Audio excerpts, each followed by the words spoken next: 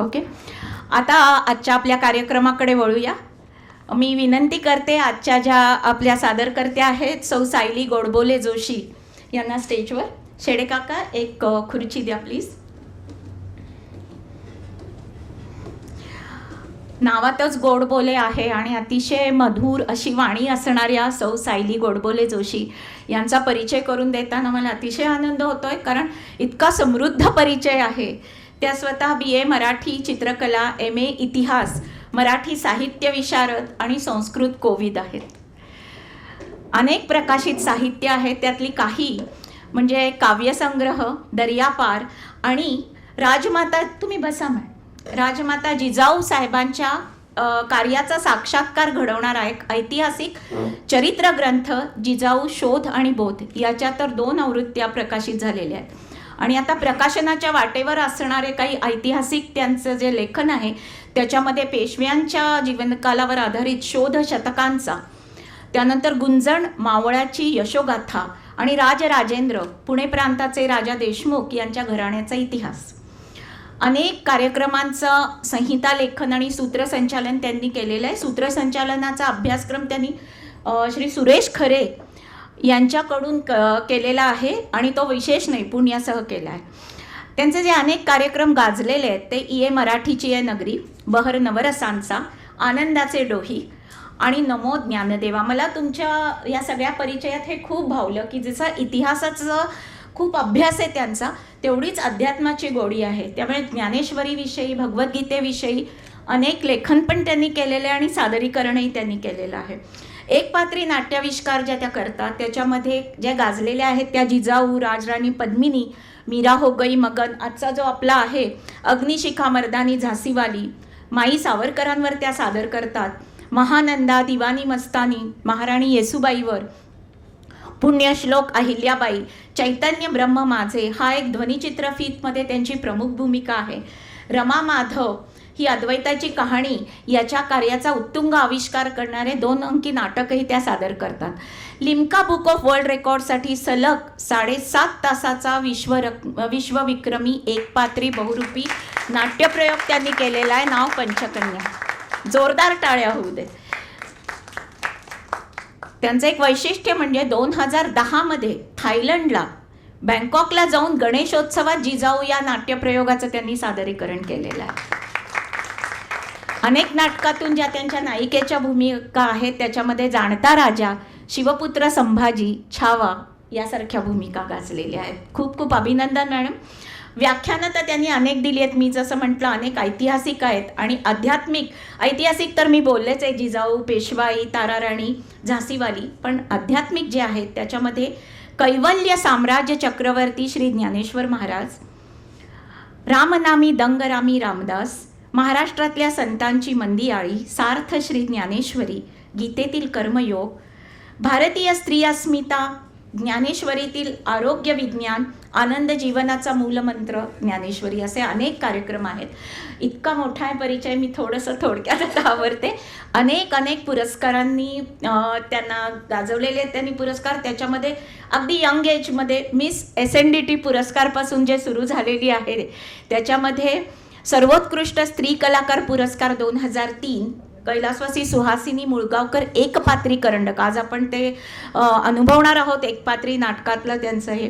अखिल ब्राह्मण मध्यवर्ती संस्थेचा मैत्र युवा पुरस्कार, राज्यस्तरीय मुक्ताई गौरव पुरस्कार, भविष्याच्या गूढ गर्भात या व्यावसायिक नाटकातील प्रमुख भूमिकेसाठी राज्यस्तरीय सर्वोत्कृष्ट स्त्री अभिनेत्री पुरस्कार, स्वामी विवेकानंद युवा गौरव पुरस्कार, कन्यारत्न पुरस्कार, यशस्विनी पुरस्कार आणि भारत तिबेट सहयोग मंचातर्फे इतिहास आणि संस्कृती यातील योगदानाबद्दल स्त्री शक्ती पुरस्कार, पिंपरी चिंचवड पत्रकार संघाचा महिला सन्मान पुरस्कार, असे त्यांना 50हून अधिक पुरस्कार मिळालेले आहेत. तर आज आपलं खूप म्हणजे मी म्हणते स्वातंत्र्य दिनाच्या निमित्तानं फारच सुंदर हा योग आहे की सौ सायली गोडबोले जोशी या मर्दानी झासीवाली हा त्यांचा एकपात्री प्रयोग आज इथे सादर करतायत. पुन्हा एकदा जोरदार टाळ्यांनी त्यांचं आपण स्वागत करू.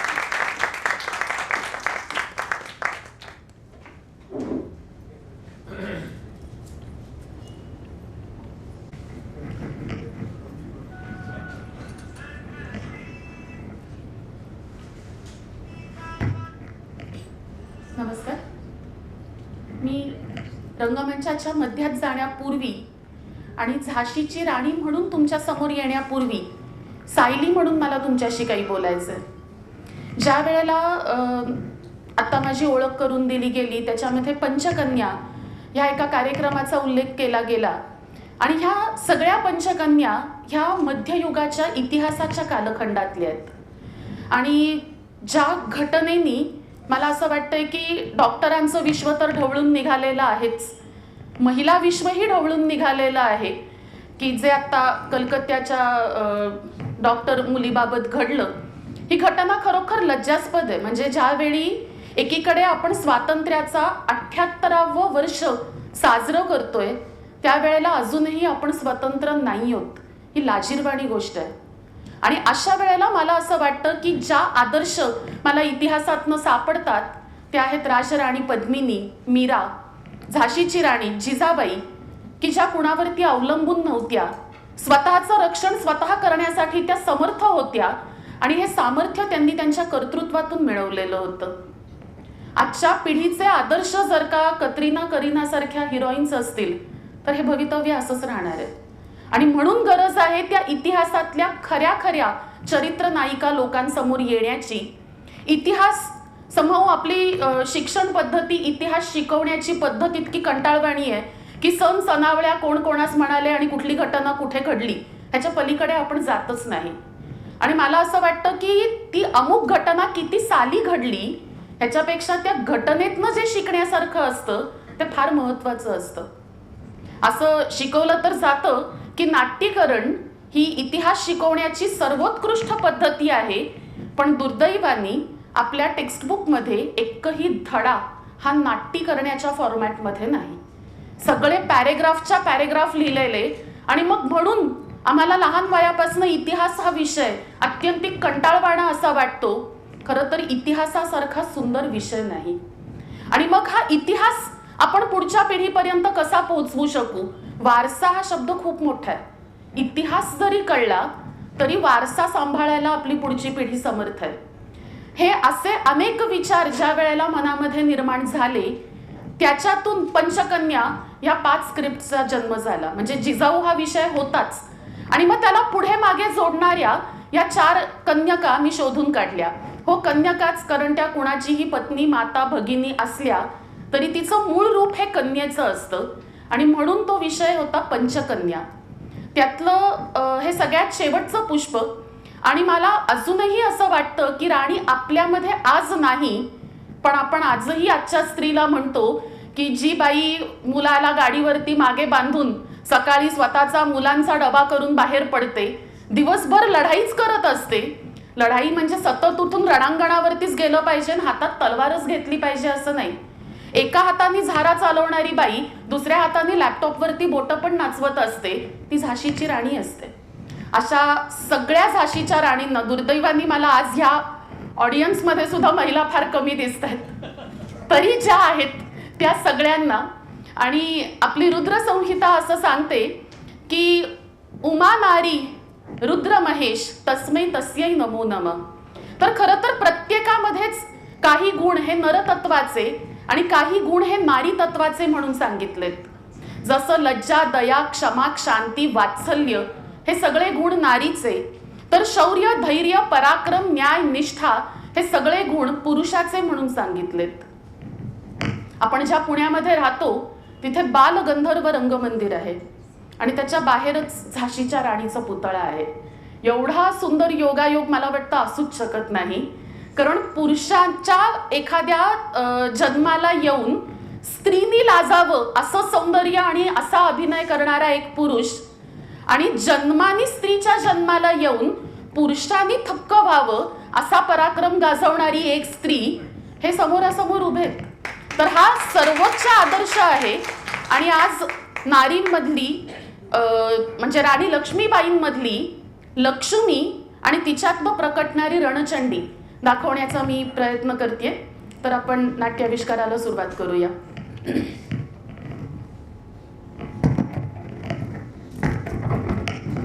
ओम नमो श्री जगदंबे, ओम नमो श्री जगदंबे, नमन तुझा अंबे करून प्रारंभे. डप डफावर थाप तुंतुन्यातान, डफावर थाप तुंतुन्यातान. शाहिराही महाराष्ट्राचा प्राण, शाहिराही महाराष्ट्राचा प्राण, शाहिराही भारत भूचा प्राण. लक्ष्मीबाईंचा गाते गुणगान, जी जी जी जी जी जी. आधी नमन माझे प्रथमेशा, आधी नमन माझे प्रथमेशा, शारदा श्रीशा. नमन माझे सद्गुरु चरणाला, नमन माझे सद्गुरु चरणाला, नमन माझे सद्गुरु चरणाला. गाते मी लक्ष्मी कवनाला, जी जी जी जी जी जी. सरस्वती आणि दृशवती भारतवर्षातल्या 2 अति पवित्र देवनद्या. साक्षात देव नद्यांच्या दुआबातील हा देवनिर्मित प्रदेश म्हणजे ब्रह्मावर्त. ज्या कोणा वेदकालीन ऋषी मुनीनं या भूमीचं इतकं अर्थपूर्ण आणि भारदस्त नामकरण केलं, तो ऋषी खरोखरच मोठा द्रष्टा असला पाहिजे. कारण ब्रह्मावर्त म्हणजे ब्रह्मचिंतन. ह्याच भूमीच्या पृष्ठी प्रत्यक्ष स्वातंत्र्य रूपी परब्रह्माचं संकल्पन होणार होतं. या मृत्तिकेतून जे तेजाचे 3 अंश उगवणार होते, ते ऊन वाऱ्याशी झुंजत मोठे होणार होते आणि इतिहासात दुसरे नानासाहेब पेशवे, तात्या टोपे आणि अग्निशिखा मर्दानी झांसीवाली या नावानी अजर अमर होणार होते. पण अर्थात त्यासाठी अजून बरंच पाणी नदीतून वाहून जायचं होतं. हे शतक होतं 14वं. संपूर्ण हिंदुस्थान बघता बघता यवनांच्या पाशवी विळख्यामध्ये अडकायला लागला आणि ब्रह्मावर्तही त्याला अपवाद नव्हतंच. कालोघात ब्रह्मावर्ताचं बिठूर झालं. 200 वर्ष अशीच गेली. उत्तर हिंदुस्थान तर अजूनही यवनी जाचांमध्ये अडकलेलाच होता. पण 16वं शतक उजाडलं आणि महाराष्ट्र प्रांती महाराज शहाजी राजांच्या बुद्धिचातुर्यातून, राजमाता जिजाऊ साहेबांच्या कृतियुक्त संस्कारातून आणि शिवबा आणि त्यांच्या सहकाऱ्यांच्या अथक परिश्रमातून स्वराज्याचं रोपटं जन्म घेऊ लागलं. 16वं शतक संपलं, 17वं उजाडलं आणि बघता बघता या स्वराज्याच्या रोपट्याचा साम्राज्य वृक्ष झाला. आणि पुन्हा एकदा हे बिटूर स्वराज्यामध्ये दाखल झालं. करता करता इसवी सन 1818 वर्ष उजाडलं. कोणता शाप जागा झाला ठाऊक नाही, पण कर्तृत्व संपन्न नरश्रेष्ठ पेशव्यांच्या घराण्यातला शेवटचा बाजीराव परकीय आंग्ल सत्तेशी तह करून बसला आणि वर्षाकाठी 8 लाख रुपयाचं पेन्शन घेऊन हरिहरी करत दिवस कंठू लागला. आणि हे निंद्य अघटित घडलं ते ह्याच ब्रह्मावर्तामध्ये. ह्याच सुमारास मूळचे वाई प्रांतातलं तांबे कुटुंब हे पुण्यात आधी पेशव्यांच्या आश्रयाला आलं होतं.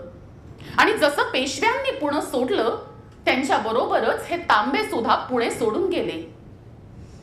थोरल्या बाजीराव साहेबांचे धाकटे बंधू म्हणजे दुसरे चिमाजीराव पेशवे हे काशी प्रांती राहत होते. आणि वाईहून निघालेले मोरोपंत आणि त्यांच्या धर्मपत्नी भागीरथी बाई हे काशीला चिमाजी अप्पांकडे आश्रित म्हणून राहत होते. 1837 साल उजाडलं. काशीच्या तांब्यांच्या घरात आनंद रुंझुणत नाचायला लागला आणि 19 नोव्हेंबर रोजी मोनोपंतांच्या मनकर्णिका ह्या घाटावरच्या घरामध्ये एका अत्यंत सुकुमार अशा कन्या रत्नांनी जन्म घेतला. मोरोपंत उत्तम ज्योतिषी होते. त्यांनी जन्मतःच कन्येची जन्मपत्रिका सिद्ध केली आणि तयार झालेली पत्रिका बघून स्वतः पित्यालाच आश्चर्य दाटून आलं. मोरोपंत म्हणाले, मंडळी, आम्हास तर मोठे आश्चर्य वाटते. अहो, आम्हास स्वतःच राहावयास घरदार नाही, पेशव्यांचे आश्रित म्हणून जिणे जिंकतो. तो हे आपले कन्यारत्न भविष्यात कुठल्या राज्याची राणी होणार आम्हास कळत नाही. पण कन्येच्या नशिबात राजयोग स्पष्ट दिसतो आहे. दैवाघरचे नेमानेम अज्ञात असतात हेच खरं. पुढची 1-2 वर्ष आनंदात गेली आणि काळाने पहिला घाला घातला. जवळपास 1.5-2 वर्षाच्या मनूला सोडून भागीरथी बाई कैलासवासी झाल्या. आता विधूर मोरोपंतच आईच्या मायेनी लहानग्या मनूचं सारं काही करू लागले. मनकर्णिका घाटावर जन्माला आली म्हणून ह्या मुलीचं नाव ठेवलं मनकर्णिका, पण सारे जण लाडानं म्हणत मनू. आता ही मनू लहानगी पेशव्यांच्या वाड्यातच वाढायला लागली. चिमाजी आप्पांना तर तिने अगदी लळाच लावला होता आणि इतक्यात काळाने दुसरा घाला घातला. त्या पाठोपाठ साधारण मनू 4-1 वर्षांची असताना दुसरे चिमाजी आप्पा ही कैलासवासी झाले आणि त्यांच्या पत्नी अन्नपूर्णाबाई या त्यांच्या पाठोपाठ सती गेल्या. आता मात्र विधूर आणि निराश्रित मोरोपंत बिठूरला चिमाजी आप्पांच्या थोरल्या बंधूंकडे राव बाजीराव साहेबांकडे आश्रयासाठी आले आणि लहानग्या मनूला समोर बघताच राव बाजी म्हणाले, यावं मोरोपंत, बहुत ऐकून आहोत आम्ही आपल्या विषयी आणि खास करून आपल्या ह्या कन्येविषयी. आप्पा नेहमी म्हणायचे आमची मनू अत्यंत विनयास सगुणा आहे. आज प्रत्यक्ष पाहिलं आणि आमची खात्रीच पटली. पंत, अनुमान न करता आता इथेच राहावं. देवानं आम्हा सारं काही दिधलं, पोटी संतती दिली नाही. नानासाहेबास आणि रावसाहेबास आम्ही दत्तक घेतलंच आहे. हिलाही आम्ही आमच्याच वाड्यावर आमच्या कन्येसारखंच वाढवू.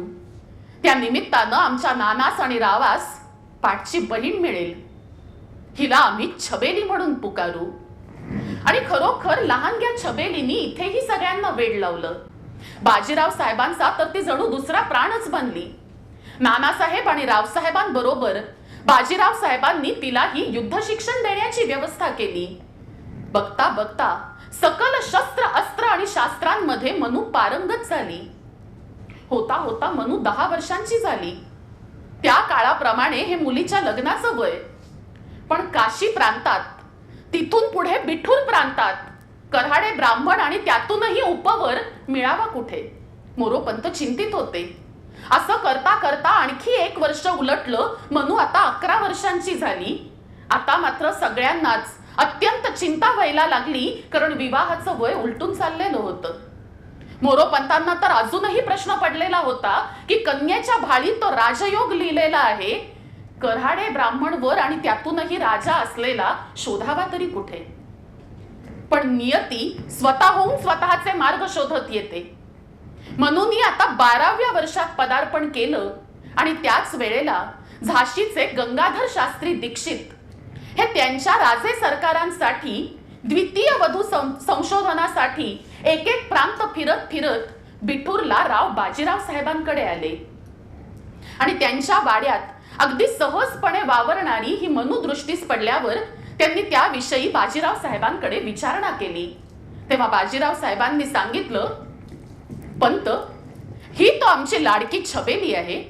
आमची लेकच समजा आणि अगदी तुमच्या राजे सरकारांप्रमाणेच आमचे तांबे सुद्धा कऱ्हाडे ब्राह्मण आहेत. तेव्हा जर ग्रह नक्षत्रांची अनुमती असेल तर हा विवाह व्हायला आम्हाला तरी अडचण वाटत नाही. आणि ग्रह नक्षत्रांनी ही अनुमती दिली आणि विवाह ठरला. पण विवाहाचा योग मोठा विचित्र होता. मोरोपंतांचं वय होतं जेमतेम 36 वर्षांचं आणि त्या वेळेला झाशीच्या गंगाधरराव नेवाळकरांचं वय होतं 44 वर्षांचं, तर मनू होती जेमतेम 12 वर्षांची. असा हा विजोड विवाह पित्यांनी लावून दिला आणि राणींनी ह्याही दैवाचा मोठ्या आनंदाने स्वीकार केला. एका उत्तम मुहूर्तावर झाशीमध्ये हा विवाह संपन्न झाला. अखेरीस पित्यांनी जन्मतःच वर्तवलेलं भविष्य सिद्ध झालं. मनू आता झाशीच्या राणी सरकार लक्ष्मीबाई बनली. ही महालक्ष्मी हे या झाशीवासियांचं क्षेत्र दैवत होतं आणि नेवाळकरांची ती साक्षात कुलस्वामिनी होती. नेवाळकरांची श्रद्धा होती की मंदिरातून उतरून राणीच्या रूपात साक्षात महालक्ष्मीच परत आली. पण त्याच वेळेला अवघा हिंदुस्थान हा फिरंगी टाचेखाली भरडलेला होता. हैदराबादच्या म्हाताऱ्या निजामाला मराठ्यांची सतत धास्ती वाटायची आणि त्यातूनच लॉर्ड डलहौसीच्या डोक्यातून एक अफलातून शक्कल निघाली तैनाती फौजेची. ही तैनाती फौज म्हणजे सैन्य तर फिरंग्यांचं, पण त्यांचा पगार द्यायचा तो मात्र मराठ्यांनी म्हणजे संस्थानिकांनी त्यांच्या उत्पन्नासाठी मुलूक तोडून बनवून द्यायचा तो संस्थानिकांनी स्वतःचा, आणि पुन्हा फिरंग्यांनी त्याच संस्थानिकांविरुद्ध लढण्याचे आदेश दिले की त्यांची फौज ह्याच संस्थानिकांविरुद्ध लढायला तत्पर असायची. पण दुर्दैवाने निजामाला हा बेत कळलाच नाही. परिणामी निजामाचं संस्थान तर खालसा झालंच. आणि त्याच्यानंतर अशा तैनाती फौजेच्या टोप्या या डलहौसीनी अनेकांना घातल्या. झाशीही याला अपवाद नव्हतं. जवळपास 2.5 लाख रुपये उत्पन्नाचा मुलूक तोडून झाशीवासियांनी तो तैनाती फौजेसाठी दिला होता. लेकीच्या भाळी राजयोग होता तो हा असा. गंगाधरराव नेवाळकर हे उत्तर प्रौढावस्थेकडे झुकलेले असल्याने आपल्या इवल्याशा नववधूंनी दररोज उठून दरबारात यावं हे त्यांना फारसं मंजूर होण्याजोगं नव्हतं. आणि पडदा पद्धतीमध्ये राहण्याची राणीला सवय नव्हती. मग त्याच्यातून राणीने एक मार्ग काढला, तो म्हणजे आमोद बागेचा. अगदी लहान वयापासून मल्लखांबावरती चढून कसरत करणारी राणी राजवाड्यामध्ये घुसमटायला लागली. आणि राणीनं महाराजांकडे एक विनंती बोलून दाखवली, मला माझ्याच सख्यांबरोबर शस्त्राचा सराव करण्याची अनुमती द्यावी. महाराजांनी ती दिली. आणि आजही किल्ल्यामध्ये ही आमोद बाग आपल्याला दिसून येते. ही आमोद बाग वास्तविक आनंदासाठी निर्माण केलेली बाग नाही. राणीला ज्या विषयामध्ये आनंद मिळायचा ते म्हणजे शस्त्रास्त्रांचा सराव, त्यासाठी निर्माण केलेली बाग, म्हणून ती आमोद बाग. पुढे 1-2 वर्ष सौख्याची अशी गेली. आणि एका शुभदिनी राणीला पुत्रप्राप्ती झाली. अवघे झाशीवासी आनंदले, त्यांना वारस मिळाला. पण हा पुत्र जेमतेम 3 महिन्याचा होतो न होतो तोच काळाने राणीवरती 3रा घाला घातला आणि राणीचं पुत्ररत्न हरपलं. जवळपास 46-47 वर्षांचे गंगाधरराव ह्या सगळ्या धक्क्यांनी खचून गेले होते. सर्वप्रथम तर त्यांना त्यांच्या प्रथम पत्नीपासून झालेलं अपत्य त्यांनी गमावलं होतं.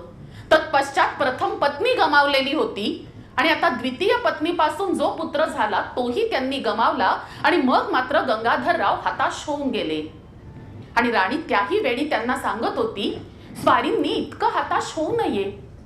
अजूनही आपल्या दोघांचंही एवढं वय झालं नाही. आपणासही पुन्हा पुत्र होऊ शकतो. आणि खरं सांगायचं तर आम्हासच कळत नाही, जणू संपूर्ण भारतवर्षात निपुत्रकतेची साथ झाली असावी. नरगुंदकर भाव्यांना स्वतःचा वारस नाही. नागपूरकर छत्रपतींनीही दत्तक घेतलेले. एवढंच कशाला, आमचे आश्रयदाते राव बाजीराव साहेब, त्यांनीही नानासाहेबास आणि राव साहेबास दत्तक घेतलेले. आपणही दत्तक विधान करूच शकतो. आपल्याही परिवारातले अनेक मुलं आपण शोधू, एखादा योग्य बालक निवडू आणि त्याला दत्तक घेऊ. पण तरीही आम्हास वाटते की स्वारींनी थोडा काळ वाट बघावी, आपणास पुन्हा पुत्र प्राप्त होऊ शकतो. पण गंगाधररावांना मात्र आता वाट बघण्यामध्ये खरोखर रस नव्हता. आणि त्यांनी त्यांच्याच घराण्यातला दामोदर हा चिमणा बालक दत्तक घेतला.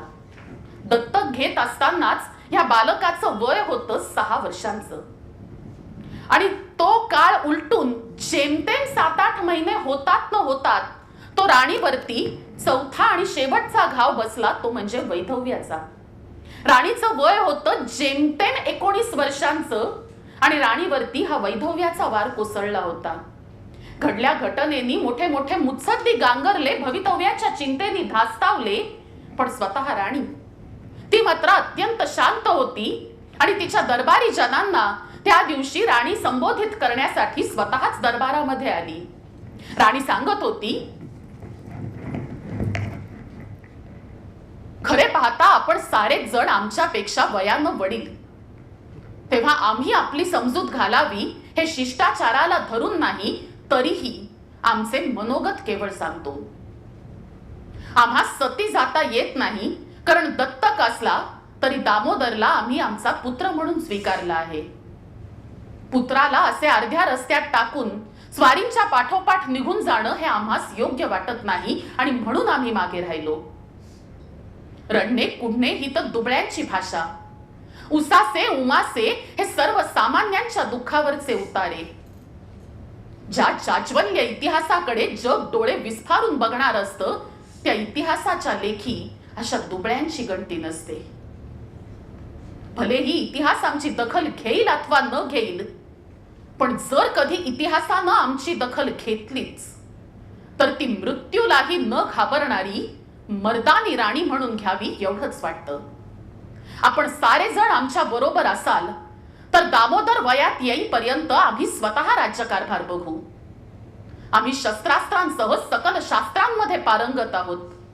आमच्या पित्याच्या घरी असल्यापासून राज्यशास्त्र आणि नीतिशास्त्र, न्यायशास्त्र हे अत्यंत आवडीचे विषय म्हणून आम्ही हाताळलेले आहेत.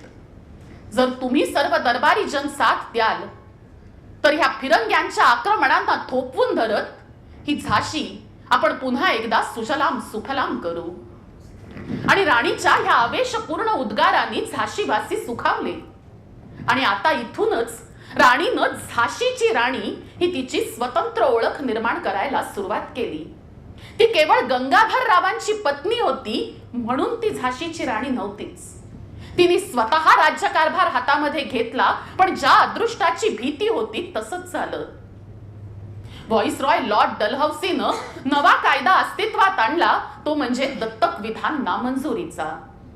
आणि त्याही दिवशी मेजर एलिस दरबारात दाखल झाला. चिकाच्या पडद्याआड एक कोवळी तरुण विधवा बसली होती, जिचं वय होतं जेमतेम 2 दशकांचं, म्हणजे अवघ्या 20 वर्षांचं. आणि मेजर एलिस मोठ्या रंगात येऊन सांगायला लागला, the east India company viceroy Lord Dalhousie डिक्लेअर्स that the late Prince of Jhansi, Mr. Gangadhar Rao Nevarkar, has no hereditary successor to rule over the kingdom of Jhansi. Therefore, the kingdom of Jhansi will be dissolved. Her Highness will be therefore have no right over the kingdom of Jhansi. And also, आणि हे शब्द ऐकले मात्र झाशीच्या त्या पडद्या आडून साक्षात विद्युल्लता कडाडली. मेरे झासे नाही दोंगे, जाऊन सांगा तुमच्या साहेबाला, इथं नागपूरची बांका राज्य करत नसून तांब्यांची मनू, पेशव्यांची छबेली आणि नेवाळकरांची कुलस्नुषा लक्ष्मीबाई राज्य करते. ती तुमचं खालसाकरण मानत नाही. राजगृहाच्या सौधावर विराजमान होण्याचा मान केवळ एका जरीपटक्याचा. त्याच्या जोडीनं तुमच्या युनियन जॅकला तिथं जागा नाही. काय वाटलं, नागपूरची बांकाबाई जशी दत्तक मुलांविरुद्ध फिरली आणि तुम्हाला साथ दिली तशी ही लक्ष्मीबाई करेल? राणीनं कधी पुत्र दत्तक मानलाच नाही. आई आणि मुलामध्ये कधी दत्तक आणि सख्ख असं नातं असतं हे मुळी मला मान्यच नाही. आणि लक्षात ठेवा, मी जिवंत आहे ती केवळ माझ्या झाशी वासियांसाठी. तेव्हा माझ्या शरीरात रक्ताचा शेवटचा थेंब खेळेपर्यंत माझी झाशी देणार नाही. मेरे झासी नाही दोंगे. वयेचु न च लिंगम न च गुणः. अर्थात माणसाचे गुण हे त्याचं वय किंवा लिंग ह्यावर अवलंबून नसतातच. आयुष्यभर जराही कष्ट केल्याशिवाय महिन्याकाठी 60,000 रुपयाचं पेन्शन मिळत असताना ही नादान मुलगी नाकबूल होणं शक्यच नाही असा मेजर एलिसचा होरा, पण तो सपशेल चुकला. आणि म्हणून मला वाटतं की आदर्श हवा तो राणी लक्ष्मीबाईचा. महिना 60,000चं पॅकेज, आणि तेही काहीही कष्ट काम न करता. पण राणीनं नाकारलं आणि राणी म्हणते माझं उभं जिणं पेटलं तरी चालेल, लढीन पण स्वतंत्र झाशीतच जगीन. आणि हा मेजर एलिस अपमान पाहून तर तिथून निघाला, पण फिरंगी सत्ता हिंदुस्थानभर अशा प्रकारे मूळ धरून बसलेली होती की त्यांच्या पुढे राणीचंही चाललं नाहीच. राणीला किल्ला सोडून खाली नगरात येऊन राहायला भाग पाडलं गेलं. तोवर राणीचे पुत्र दामोदरराव हे 7वं वर्ष पूर्ण करून 8व्या वर्षामध्ये पदार्पण करत होते. आणि तिच्या धर्म संस्कृतीप्रमाणे पुत्राचं उपनयन संस्कार ही राणीला मोठी गरजेची गोष्ट वाटत होती. राणीनी किल्ल्यावरचं तिच्याच पूर्वजांचं धन काढण्याविषयी वारंवार फिरंगी सत्तेकडे अर्ज केले, पण निर्दयी ब्रिटिशांनी ते उधळून लावले. राणी हताश होऊन गेली. त्या महालातल्या कोंडलेलं जीनं जगण्यामध्ये तिला खरोखर रस नव्हता. आणि उद्विग्न राणी स्वतःशीच विचारत होती की हे विधात्या, ही कसली क्रूर चेष्टा मांडलीस तू आमची. ज्या मनूनं लहानपणी खड्गाला खेळणं मानलं, तिच्याच हाती तू तरुणपणी नकली राजदंड दिलास. काय उपयोग या असल्या यक्कसची जिण्याचा. ही समशेर. आम्हाला आठवतं, आम्ही लहान असताना राव बाजीराव साहेबांनी त्यांच्या पराक्रमी पूर्वजांची ही समशेर आमच्या हाती दिली होती. राणीला आठवत होता तो दिवस. एक दिवस राणी असाच सराव करून तिच्या विश्रांतीच्या कक्षामध्ये परतत होती आणि इतक्यात खुद्द राव बाजीराव साहेब तिथे आले आणि म्हणाले, छबेली, आम्हास बहुत आनंद वाटतो. आत्ताच आपले गुरुजन भेटले आणि ते सांगत होते की मनूसारखी तलवार चालवण्यामध्ये तरबेज आणखी कुणीच नाही. तुमची तलवार म्हणजे जणू वीज फिरल्याचा आभास निर्माण होतो. छबेली, आम्हाला तर एवढं कर्तृत्व गाजवता आलं नाही ही आमच्या मनातली खंत अजूनही कायम आहे. पण आज आम्ही आपल्याला काही भेट म्हणून देऊ इच्छितो. ही आमच्या पराक्रमी पूर्वजांची समशेर. या समशेरीचा वारसा आहे तो अटकेपार झेंडे रोवण्याचा. या समशेरीचा वारसा आहे तो विजय प्राप्त करून दिल्ली दरवाजातून वाजत गाजत शनिवार वाड्यात प्रवेश करण्याचा. हा वारसा केवळ आपणच सांभाळू शकाल असा आम्हाला विश्वास वाटतो. छबेली, कन्या ह्या कितीही झालं तरी परक्याचं धन. आज ना उद्या विवाह करून आपणही हिंदुस्थानात कुठे ना कुठेतरी निघून जाल. पण ह्या समशेरीच्या रूपात खुद्द पेशवे आपल्या पाठीशी जातीनं आहेत ही जाणीव कायम मनामध्ये बाळगा.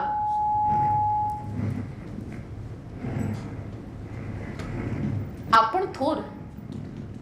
वास्तविक आपल्या चरणांशीही बसण्याची आमची पात्रता नसताना आपण मला कन्येसारखं प्रेम दिलं आणि आज ही समशेर आपण मला देऊन माझा जो सन्मान केलाय त्याने मी स्वतःला खरोखर धन्य समजते. मला ठाऊक आहे, ह्या तलवारीचा वारसा आहे तो पराक्रमाचा, न्यायाचा, स्वधर्मासाठी लढण्याचा. आणि आज मीही आपल्याला वचन देते की विवाह करून मी कुठेही जरी गेले तरी ह्या तलवारीच्या वारशाला कमीपणा येईल असंही मनू कधीच वागणार नाही. राणी जुन्या विचारांमध्ये हरवून गेली होती. राणी विचार करत होती की खरोखर त्या समशेरीचा काही उपयोग आहे का. आणि त्याच वेळेला उभ्या हिंदुस्थानभर फिरंग्यांचे चालू असलेले अत्याचार ऐकून राणी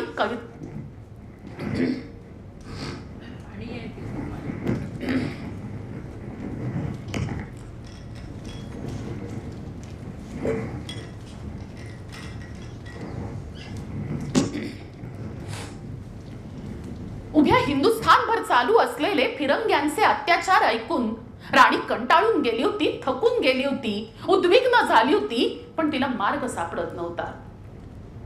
राणी तिचं विधवेचं जीवन नेमस्तपणाने जगत होतीच.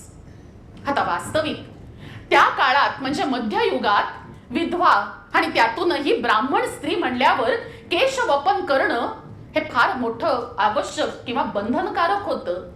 केशवपन नाहीतर सती असे दोनच पर्याय खरं तर ब्राह्मण स्त्री पुढे होते. पण राणी सौंदर्याबरोबर बुद्धिमत्ता जन्मानेच घेऊन आलेली होती. राणीनं हा केशवपनाचा विधी स्वीकारून, सोवळं स्वीकारून प्रजेला अपशकुन करवून राज्य करायचं नव्हतं. कारण त्या काळामध्ये सोवळी बाई ही अपशकुनी समजली जायची आणि राणीला तर राजदंड हातात घेऊन फिरंग्यांशी उघड उघड दोन हात करायचे होते. राणीनं याच्यातनं मार्ग काढला तो असा, राणीनं अट घातली, केशवपन करीन तर माझ्या जन्मक्षेत्री काशीला जाऊन करीन.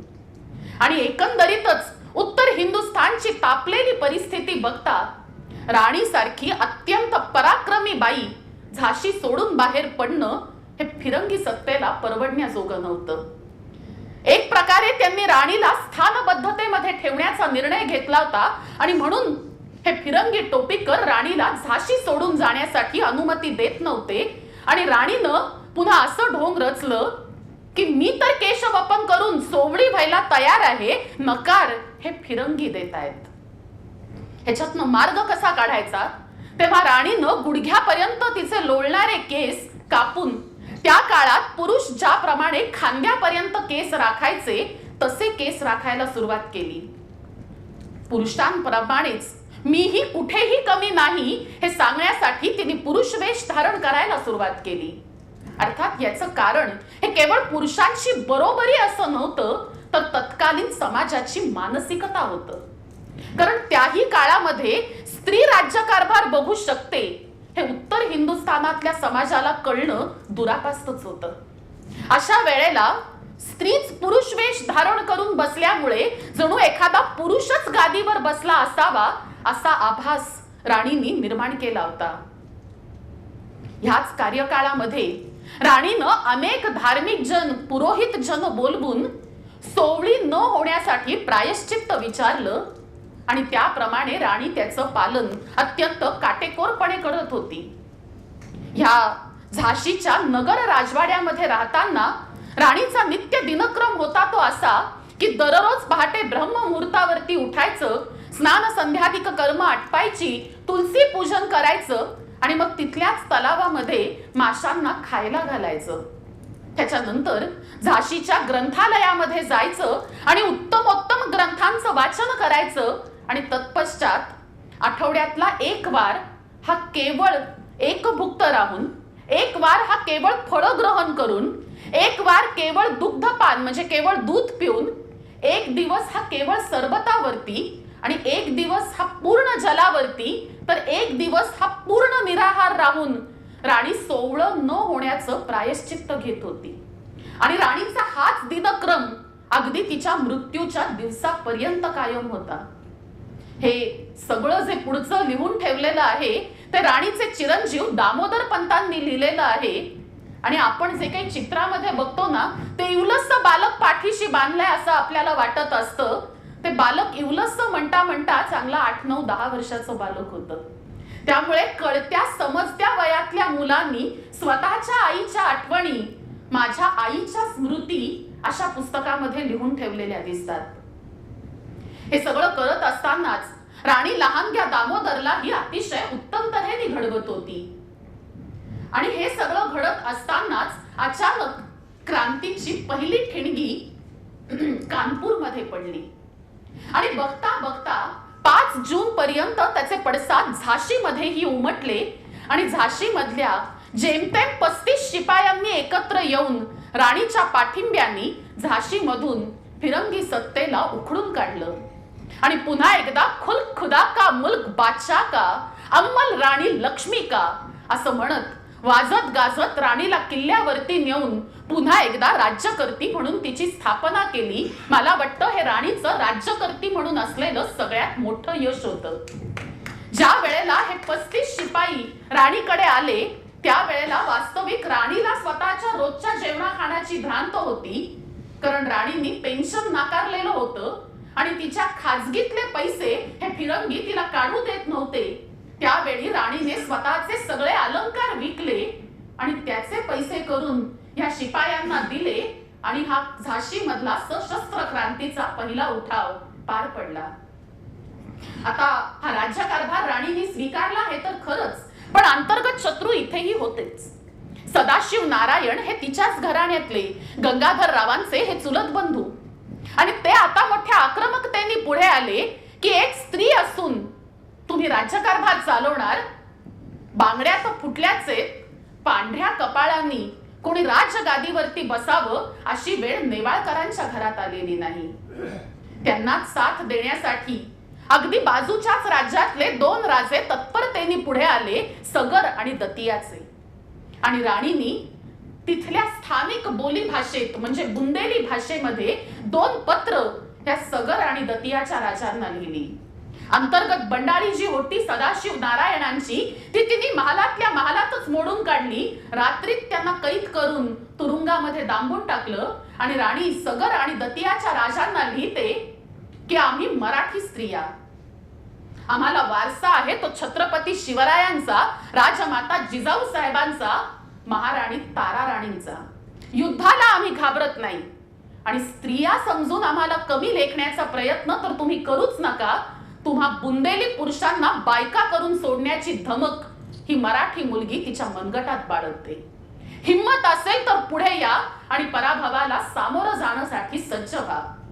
पण तरीही सगर आणि दतियाच्या राजाला वाटलं की हा जोर फक्त लेखणीतच असेल. एक स्त्री एकाच वेळी 2 पुरुषांचा पराभव करू शकेल हे असं तर कधीच घडणार नाही. आणि एकाच वेळी 2 बाजूंनी सगर आणि दतियाच्या राजांनी झाशीवरती आक्रमण केलं. इथे मात्र राणीचं युद्ध कौशल्य सरस ठरलं. राणीनं एकाच वेळी 2ही राजांशी लढत त्यांना 4 मुंड्या चित केलं आणि संपूर्ण उत्तर हिंदुस्थानामध्ये झाशीची राणी या शब्दाला तिने एक सुवर्ण वलय प्राप्त करून दिलं की एक स्त्री असून एकाच वेळी 2 पुरुष राजांना हरवणारी अशी ती राणी असल्यामुळे पुन्हा झाशीकडे वाकड्या नजरेने बघण्याची कुणी हिंमतच केली नाही. ह्याच 7-8 महिन्यांच्या काळामध्ये राणीनं आता मोठ्या थाटामाटात दामोदर पंतांची मुंज म्हणजे उपनयन करण्याचं ठरवलं. गोष्ट फार महत्वाची आहे. 18व्या शतकामध्ये राणी स्वतः सगळे धार्मिक विधी करायला एकटीने सज्ज झाली. राणी गुरुजींना विचारते, जर पत्नीच्या पश्चात एकटा पती धार्मिक कृत्य करू शकतो तर पतीच्या पश्चात ज्या मुलाला मी एकट्याने वाढवलं, त्याचं संगोपन केलं, त्याला संस्कार दिले, केवळ त्याचे धार्मिक विधी मला का म्हणून नाकारले जातात? राणी उत्तम वेद वक्ता होती. राणी गार्गी मैत्रेयीची उदाहरणं पुढे ठेवते आणि सांगते की जर त्या स्त्रिया वेद मंत्र म्हणून यज्ञामध्ये हविर्भाग देऊ शकत होत्या तर मी माझ्याच मुलाची मुंज लावू शकत नाही, मी लावणार. राणी ही सर्वच अर्थांनी क्रांतिकारक आहे. राणीने स्वतःच्या मुलाची मुंज लावली आणि ह्या मुंजीच्या आधी नांदी श्राद्ध म्हणून पितरांसाठी जो विधी केला जातो तो सुद्धा राणीने स्वतःच केला. या वेळेला राणीचे पिता मोरोपंत हे हयात आहेत आणि त्यांना आपलीच मुलगी ही कर्तृत्वाने किती मोठी होते आहे हे प्रत्यक्ष बघताना खरोखर आनंद वाटत होता. याच सुमारास वरसईकर गोडसे भटजी ह्या उत्सवाच्या निमित्ताने झाशी प्रांती आले होते. देशोदेशीचे विद्वान ब्राह्मण राणींनी बोलवून विपुल प्रमाणामध्ये दान धर्म दक्षिणा वाटप केलं. या वरसईकर गोडसे भटजींची आणि राणीची प्रथम भेट ही बिठूरला राव बाजीराव साहेबांकडे झाली होती. अर्थातच राणी ह्या वेळेला अगदी पोरसवदा 7-8 वर्षांची कन्या होती आणि यज्ञशाळेत आपल्या पित्याच्या बरोबर फुलांचे हार करून ठेव, हविर्भाग जमा करून ठेव अशी कामं करणारी राणी आज स्वतः झाशीच्या सिंहासनावरती बसून एक यज्ञ संपन्न करत होती. हे वरसईकर गोडसे भटजी मराठी साहित्यातलं पहिलं प्रवास वर्णनपर पुस्तक लिहितात, माझा प्रवास. आणि या पुस्तकामध्ये ते नोंदवतात की मी जेव्हा मनूला बघितलं तेव्हा ती मनू उरलीच नव्हती, त्या झाल्या त्या झाशीच्या राणी सरकार लक्ष्मीबाई साहेब. या 2 वाक्यांमध्ये खरं तर वरसईकर गोडसे भटजी जे सांगू बघतायत ते कळायला हवं. मनू उरली नव्हती आणि ती लक्ष्मीबाई झाली होती हे कुणीही सांगेल. भटजींना सांगायचंय तो राणीच्या कर्तृत्वाचा आलेख. 8-9 वर्षाची चिंखडी पोर आज स्वतःचे निर्णय स्वतः घेऊन समाजाच्याही 4 पावलं, काळाच्याही 4 पावलं पुढे जाणारी आणि काळाच्या पटावरती स्वतःचं नाव अंकित करणारी अशी कर्तृत्ववान व्यक्ती झालेली होती हे गोडसे भटजींना सांगायचंय. हा संपूर्ण उपनयन संस्कार तर पार पडला आणि त्याच वेळेला राणीला कुणकुण लागलीच की व्हॉइसरॉय लॉर्ड डलहौसीच्या जागी लॉर्ड कॅनिंग हा नवा जनरल म्हणून नेमला गेलाय. आणि ह्या व्हॉइसरॉय लॉर्ड कॅनिंगच्या सांगण्यावरून मेजर एलिस हा पुन्हा एकदा झाशीवरती हल्ला करून येणार आहे. हे ऐकताच राणींनी मोठ्या तत्परतेने किल्ल्यामध्ये युद्धाची तयारी तर सुरू केली, पण त्याच वेळेला चैत्र महिना येत होता. स्वतः विधवा असून राणीनं चैत्रा गौरीचं हळदी कुंकू मोठ्या थाटामाटात साजरं केलं. अवघ्या झाशीतल्या स्त्रियांना आमंत्रण देऊन बोलावलं. ह्या संपूर्ण कार्यकाळामध्ये राणीनं आणखी एक फार मोठी गोष्ट केली होती, ती म्हणजे उत्तर हिंदुस्थानामध्ये प्रथमच राणीनं युवतींची एक स्वतंत्र पलटण उभी केलेली होती. ओचा पदर बांधून त्याच्यामध्ये तलवार म्यान करून झाशीच्या किल्ल्यावरून फिरणाऱ्या या युवती म्हणजे साक्षात रणचंडिकाच असं मेजर एलिस लिहितो. तो असं म्हणतो की मी उत्तर हिंदुस्थानामध्ये अनेक राजे रजवाड्यांशी लढलो, पण जिथे बायकाच लढतात असा अनुभव मला प्रथमतः झाशीमध्ये झाला. राणीनं युद्धाची तयारी सुरू करताना तोफ गोळे निर्माण करायचे, तटाची डागडुजी करायची, अशी बरीच कार्य हातामध्ये घेतली आणि या सगळ्यासाठी आवश्यकता होती ती निधीची, पैशांची. राणीकडे तर पैसे नव्हते. कार्यकाळ हातामध्ये घेऊन जेमतेम 8-9 महिन्यांचा काळ लोटलेला होता. अजून कर सुद्धा राणीने गोळा केलेला नव्हता आणि अशातच युद्धाला तोंड फुटणार होतं. राणीनं जरासाही विचार न करता किल्ल्यातली मोठमोठी चांदीची भांडी विकून टाकली, त्याचे पैसे केले आणि त्यातून तोफ गोळा आणि शस्त्रास्त्रांचं निर्माण केलं, तटाची डागडुजी केली. आता हे वरसईकर, गोडसे भटजी हे सगळं चालू असताना गडावरती होते आणि त्यांनी राणीला विचारलं की राणी साहेब, आपण उठता कधी आणि झोपता कधी? बघावं तेव्हा आपण युद्धशाळेत तरी असता, पाकशाळेत तरी असता, नाहीतर तटबंदीवरती तरी फिरत असता. आपला दिनक्रम काय तो आम्हाला सांगावा. आणि राणी त्यांना सांगते, गुरुजी आपण विचारलं म्हणून सांगतो. वास्तविक आम्ही विधवा आणि म्हणून दररोज भल्या पहाटे उठून स्नानादिक कर्म आटपून आम्ही श्वेत वस्त्र परिधान करून धार्मिक ग्रंथांचं वाचन श्रवण करून तुलसी पूजा करून व्रतस्थ राहून नेमस्तपणे आमचं विधवेचं जीवन जितो. पण राज्यकर्ती म्हणून विचाराल तर धार्मिक ग्रंथ आटोपले की मग मात्र आम्ही आमोद बागेमध्ये जातो, कसरत खुराक करतो, दररोज 150 मानकऱ्यांचा मुजरा घेतो. कुणी एखादा जरी गैरहजर असेल तरी त्याची जातीनं विचारपूस करतो. दर मंगळवारी आणि शुक्रवारी हत्तीवर अंबारीत बसून खाली नगरात उतरून आई महालक्ष्मीच्या दर्शनाला जातो. त्यावेळी प्रजेच्या अडीअडचणी समजावून घेतो, त्यांना लागेल ती सगळी मदत पुरवतो. तदनंतर आम्ही दरबारात जातो, दररोज दरबार भरवतो. दरबारासाठी आमचा वेळ हा कायम समर्पित असतो आणि दरबारात जाताना मात्र आम्ही हा पुरुष वेश धारण करतो. हा पुरुष वेश सरकार स्वारीस अत्यंत खुलून दिसे. अंगात तमामी अंगरखा, पायामध्ये तंग चोळणा आणि डोक्यावरती खास मराठी पद्धतीची पगडी किंवा बत्ती अशा वेशभूषेमध्ये राणी सिंहासनावरती बसली की बघणाऱ्यांचे डोळे दिपूनच जात. राणी विलक्षण सुंदर होती, देखणी होती.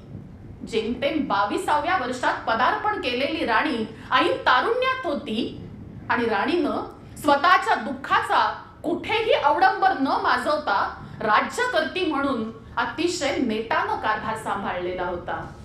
त्याच वेळी राणी दामोदर पंतांना घडवत होती. उद्याचा राजा ती दामोदर पंतांमधून निर्माण करत होती. स्वतः दामोदर पंतांना युद्ध शिक्षण द्यायची, त्यांना आपल्या बरोबर दरबारात बसवून राज्यशास्त्र आणि नीतिशास्त्राचे धडे द्यायची. आणि हे सगळं चालू असतानाच लॉर्ड कॅनिंग याच्या सांगण्यावरून संपूर्ण फिरंगी सत्तेचं सैन्य झाशीपाशी एकवटायला लागलं. राणीने तत्परतेने बिठूरला नानासाहेब पेशव्यांच्याकडे खलिते धाडले. आतापर्यंत राव बाजीराव साहेबांचा देहांत झालेला होता आणि आता राणीचे थोरले बंधू असलेले नानासाहेब पेशवे हे पेशव्यांचे उत्तराधिकारी म्हणून बिठूर मधून राज्यकारभार चालवत होते. राणीनं त्यांच्याकडे मदतीची अपेक्षा केली आणि नानासाहेबांनीही त्यांचे धाकटे बंधू रावसाहेब आणि तात्या टोपे यांना प्रचंड सैन्यासह झाशीकडे रवाना केलं. आणि 31 मार्च 1857 न कळतच युद्धाला तोंड फुटलं. झालं असं की फिरंगी सत्ता ह्या झाशीच्या तटापर्यंत येऊन थांबली आणि प्रत्युत्तर देण्याच्या आधीच झाशीच्या तटावरून तोफा कडाडायला लागल्या.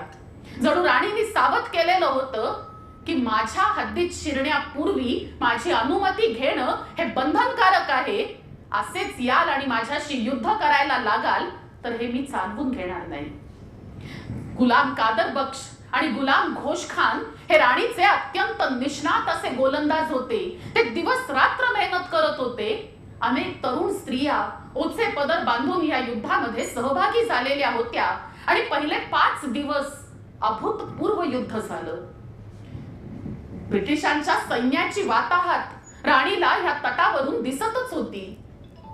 साक्षात राणी स्वतः सगळ्या गोष्टी बाजूला ठेवून दिवस रात्र तटावरनं फिरत जखमी सैनिकांची विचारपूस करत असायची. गोलंदाजांसाठी तोफ गोळ्यांचे नेम ठरवून घ्यायची, दिशा ठरवून घ्यायची, व्यूहरचना आखायची. आणि खरं सांगायचं तर राणी वाट बघत होती की मागच्या बाजूनी तात्या टोपे ससैन्य येतील आणि पुढच्या बाजूनी आपण आणि मागून तात्या असे ह्या फिरंग्यांना कात्रीत पकडू. पण इथे मात्र फिरंग्यांचं युद्ध कौशल्य सरस ठरलं. तात्या टोपे आले, पण उघड्या मुलखामध्ये युद्ध करण्याचा मराठ्यांना सराव नव्हता. आणि इथे फिरंग्यांचं कवायती सैन्य हे अत्यंत निष्णात होतं. तात्यांच्या सैन्याची झालेली वाताहत वास्तविक राणीला किल्ल्यावरून दिसत होती, पण हताश न होता राणीनं नेटाने लढा चालूच ठेवला. इतकं की मेजर एलिस थकून कंटाळून त्याने राणीला एक खलिता धाडला आणि त्या खलित्यामध्ये तो असं लिहितो की ब्रिटिशांशी लढणं हे अन्यायकारक आहे. आमचे लॉर्ड हे कॅनिंग साहेब इथे प्रत्यक्ष आलेले आहेत, तर राणी साहेबांनी त्यांना भेटायला यावं आणि तह करावा. हा खलिता आल्यानंतर मोठमोठे मुत्सद्दी प्राणभयानी राणीला सांगायला लागले की राणी साहेब आपण तह करावा. ज्या योगे आपल्या सर्वांचेच प्राण वाचतील, शिवाय झाशी सुद्धा सुरक्षित राहील. नाही, प्राणाची चिंता आम्हास कधीच वाटली नाही.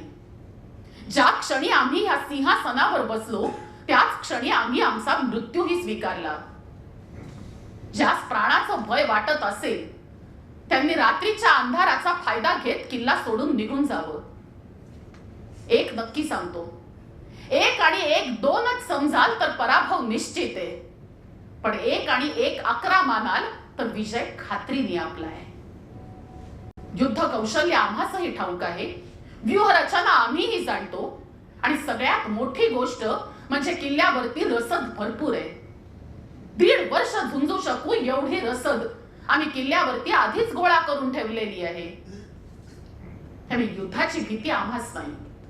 आमचा निर्णय ठरला, एक तर आम्ही ह्या काळातल्या राजमाता जिजाऊ होऊ आणि आमच्या दामोदरला छत्रपती करू, आणि नाहीच तर स्वधर्मासाठी स्वदेशासाठी पेटलेल्या या रणकुंडात स्वतःला स्वाहा करून आम्ही जोहार तरी करू. पण पळून जाणं हे भ्याडपणाचं लक्षण आहे. आमची भगवद्गीता सांगते की हतो वा प्राप्यसी स्वर्गम जित्वा भोक्षसे महिम तस्मात् युद्धाय युज्यस्व. जिंकलो तर पृथ्वीचं राज्य उपभोगू आणि लढता लढता मेलो तर स्वर्गीचे देव हातीचा पाळणा करून न्यायला येतील. पण हे असलं अपमानास्पद तह करून लज्जास्पद मृत्यू स्वीकारण्यापेक्षा लढत लढत मरून जाणं मला जास्त पसंत आहे. आणि राणीच्या ह्या बोलण्याने मात्र अवघं सैन्य प्रेरित झालं आणि ह्या सगळ्यांनी पुन्हा एकदा ब्रिटिशांविरुद्ध लढायला सुरुवात केली. याच वेळी राणीनं मेजर एलिसला ही खलिता धाडला की ब्रिटिशांशी लढणं हे न्यायकारक की अन्यायकारक ह्याचा निर्णय तुम्ही नाही घेतला तरी चालेल. याचा निर्णय घेण्यासाठी झाशीतली गिधाडं घुबडं सज्ज आहेत. तुमच्या तुटलेल्या माना आणि वाहणारे लाल भडक रक्ताचे पाठ या प्रश्नाची यथायोग्य चर्चा करतील, आणि झाशीच्या विहिरीच्या काठावर बसणारी गिधाडं हा न्याय की अन्याय याचं योग्य उत्तर तुमच्या मृतदेहांना देतील. तेव्हा युद्धासाठी सज्ज व्हा. एका बाईकडून हरण्याची जर इतकी भीती वाटत असेल तर तुम्ही शरण या आणि झाशी सोडून निघून जा. मी झाशी सोडणार नाही. हे युद्ध पुढे जवळपास आणखी आठवडाभर चालू होतं. म्हणजे एकंदरीत 1.25 महिना राणीनं झाशीचा किल्ला लढवत ठेवलेला होता. करत करत एप्रिलचा महिना संपला आणि आता मात्र एका घर भेद्यानी दुर्दैव आडवं आणलं.